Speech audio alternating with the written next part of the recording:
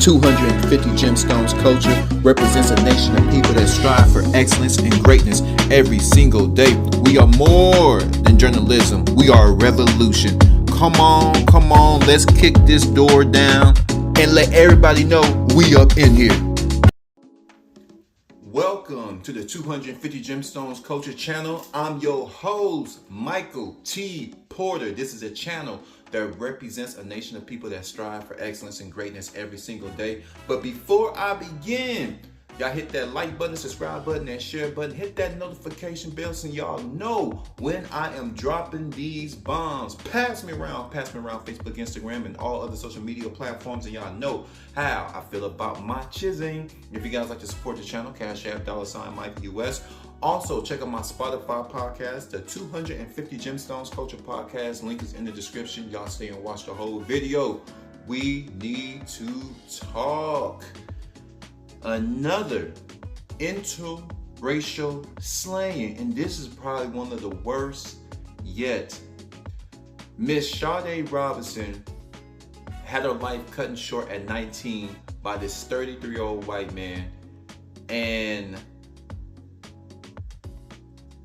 this story's sad. This story makes you realize how important men are in a woman's life, a fathers, brothers, uncles. I have a video I want to play for y'all, and I'm gonna be right back with you to give you my opinion. Let's go. Murder mystery that's gripped the Milwaukee area for more than a week now.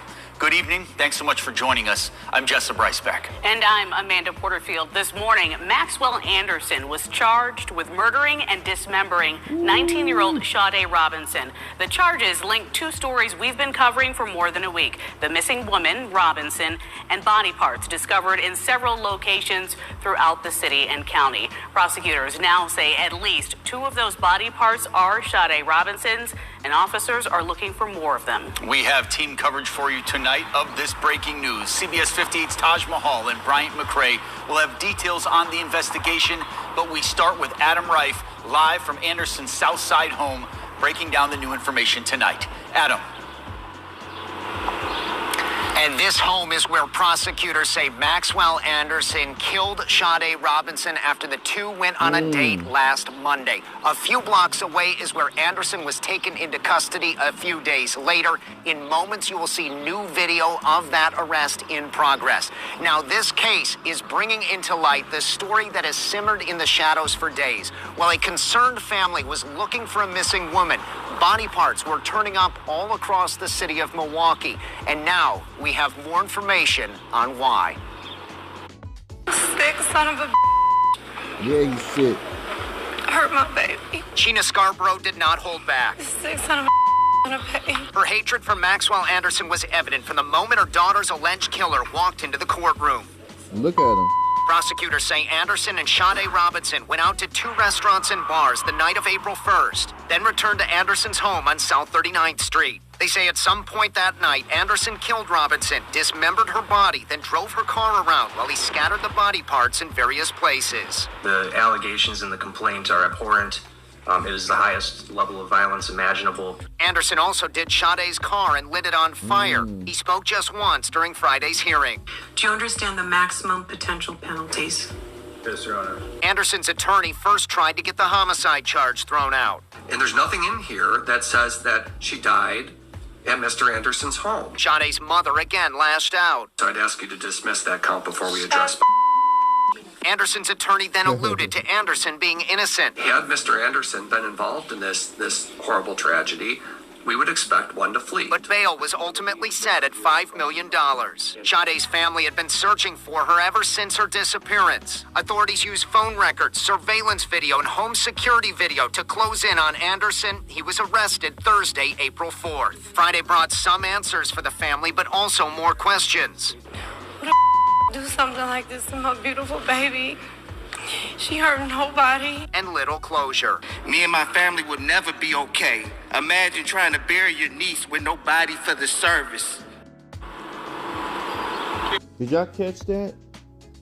Did y'all catch that? He dismembered her so badly that they won't be able to give her a proper burial. Once again, His act was so heinous, so cruel. He dismembered this girl. Different parts of her body are all across the city. And because of his actions, they will not be able to give her a proper burial because her body's now whole. She got body parts chopped up all across the city. This is a sick bastard. Give his ass a death penalty. Death penalty. Lethal injection. Horrible. And prosecutors say there are still missing body parts as they continue to look for all the human remains from Sade Robinson. Maxwell Anderson will return to court 1 week from Monday. Live here in Milwaukee, Adam Reif, CBS 58 News. Such a tough story, Adam. Thank you. And we have been working to get answers to this story from law enforcement about this case for more than a week now. And today, after days of silence, we're finally hearing from the Milwaukee County Sheriff's Office and the Milwaukee Police Department. CBS 58's Taj Mahal joins us live in studio with more on the investigation. Tajma? Amanda Jessup, a joint press conference was held this morning. The Milwaukee County Sheriff's Office and Milwaukee Police, along with assistance from several other agencies, worked closely to connect the dots on this investigation, starting with the discovery of the severed leg at Warnemont Park. And so the leg was amputated from the around the hip down.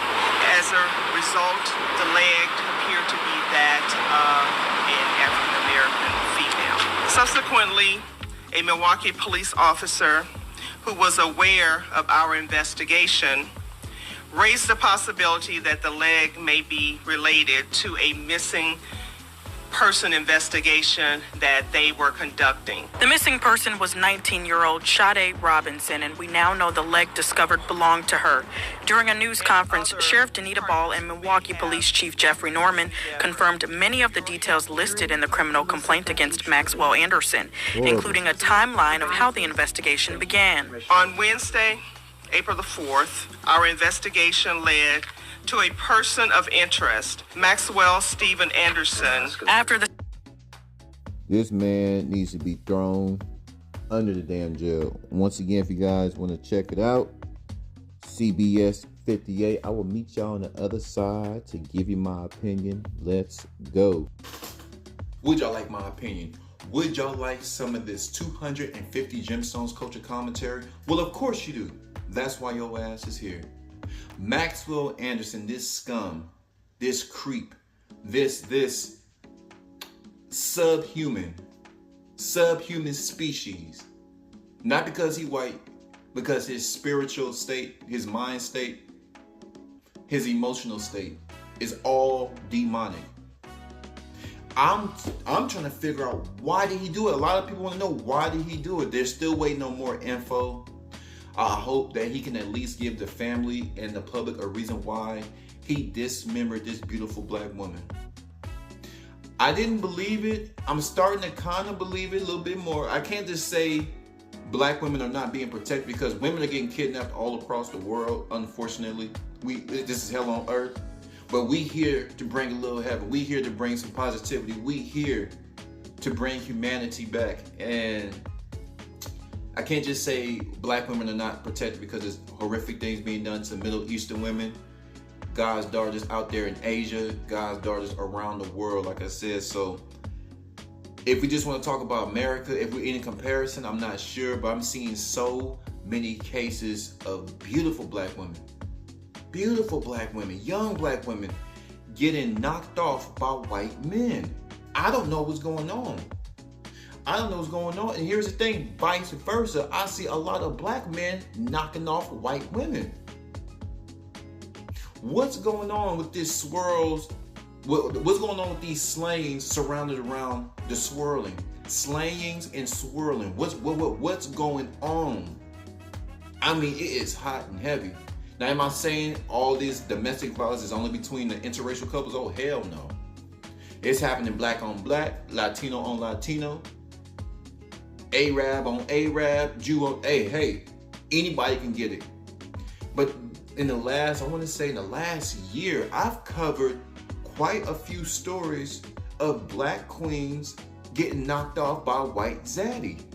I don't know. But if you look at the cultural history between white men and black women. He's always abused black women. He's always already black women, slap her up, degrade her, and then he wants to sleep with her. He'll do a black woman dirty, send her ass out, and they call it the hot box. Like in that movie The Django, for punishment, they put a black woman in a hot box and just let her cook in the box in the hot sun. They throw her in the box, and they lock up the box for however many hours for punishment. Do horrific things to black women, and then he wants to sleep with a black woman. Try to get his white, crusty, pale hands on that black behind. Try to put his mouth on them hockey pucks. Oh my God. White Zaddy is off the chain. Stories after story after story of white men knocking off black queens and vice versa. I don't know what's going on. I don't know what's going on. But in a humanistic point of view, this man is a demon. He's demon possessed. And what's so shocking about this story, a lot of the stories that I do cover is rejection and cheating. But with Sade Robinson, she said yes. Think about that. Beautiful black woman, young. And he wasn't rich. She was a pretty black girl. She said yes. They went on a date. So I'm trying to figure out what happened on the date. I am dodging. I'm gonna keep up on this story because I really want to know for myself and for the family of Sade Robinson. Her mother was crushed. You can just see it. F you and F that. She just seems so defeated. It's horrible. This is horrible. Dismembered. Took her out. And then chopped up the body, man. Chopped up that baby's body, man. But she said yes. I don't understand.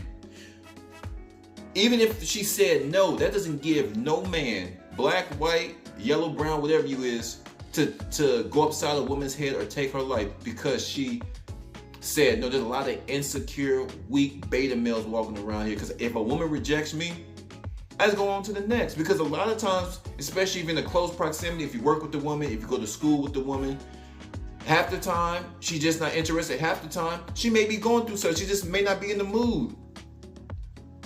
She just may not be in the mood. Maybe she's having a bad day. So I said, oh, okay, no problem, baby. You having a nice day. It was nice talking to you. Let her go. Because when everything, wherever she's going through, when it calms down, she's going to remember that compliment. Or she may not. And if she doesn't remember, if you see her around, she don't say hey, she don't say hey. Go to the next girl. But Sade Robinson said yes to this white man's advances. They went on a date and then it just went left. But y'all flood my comments. Why do you think the spikes in interracial slayings amongst couples is so high? And pertaining to this particular case, what do y'all think happened on that date to make this man go on demon time? 250 capital G. I'm gone.